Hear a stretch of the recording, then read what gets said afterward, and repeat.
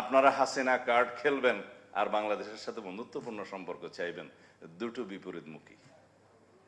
আশা করি ভারতীয় কর্তৃপক্ষ, ভারত সরকার বিষয়টি বুঝবেন। সেই 111 বেনিফিশিয়ারি কে? ফেসিস্ট শেখ হাসিনা। সেই 111 এবং ফেসিস্ট শেখ হাসিনা, তাদের মধ্যে যোগসূত্র আছে।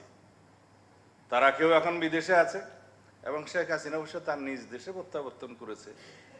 কারণ আওয়ামী লীগের আবার অনেক প্রত্যাবর্তন দিবস আছে, তার পিতার আছে, তার ছেলের আছে, তার মেয়ের আছে, তার নিজের আছে, খালি প্রত্যাবর্তন করে। কিন্তু এইবার সঠিকভাবে প্রত্যাবর্তন করেছে, এটা নিজ দেশে প্রত্যাবর্তন করেছে। এখন ওখান থেকে কথা বলছে। আমি দুই একটা পত্রিকা আজকে এখানে বসে বসে দেখছিলাম, কালকে সময় পাইনি, আমি বিভিন্ন জায়গায় সফরে ছিলাম।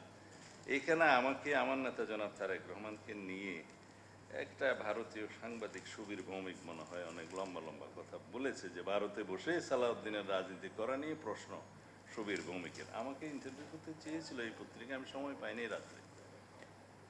তারপরে হাসিনাকে ঘিরে ঢাকা দিল্লি সম্পর্কে নতুন উত্তেজনা, প্রথম আলো। আসলে আমার দেশ আর প্রথম আলো যদি দুইটা একসাথে পড়া যায় আর কি, তাহলে আপনি সব ধরনের নিউজ পাবেন এই বিষয়ে। তো ওইখানে লিখছে, প্রথম আলোতে লিখছে ভারতীয় মুখপাত্র একজন, যে বাংলাদেশে ডিউলি কনস্টিটিউটেড গভর্নমেন্টের, লেজিটিমেট গভর্নমেন্টের বিরুদ্ধে যা কিছু শেখ হাসিনা একটা প্ল্যাটফর্ম মিটিংয়ে বলেছে, সেটা ভারত সমর্থন করে না।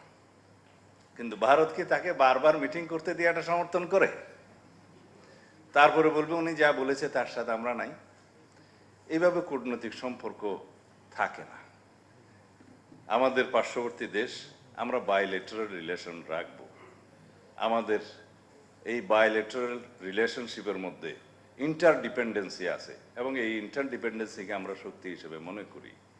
আমরা আপনাদের সাথে বন্ধুত্বপূর্ণ সম্পর্ক বজায় রাখতে চাই, তবে আমরা কখনো আওয়ামী লীগ হতে পারবো না।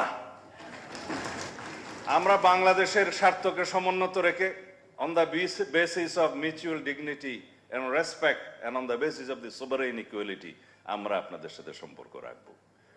তার মানে এই না আপনারা হাসিনা কার্ড খেলবেন আর বাংলাদেশের সাথে বন্ধুত্বপূর্ণ সম্পর্ক চাইবেন, দুটো বিপরীতমুখী। আশা করি ভারতীয় কর্তৃপক্ষ, ভারত সরকার বিষয়টি বুঝবেন।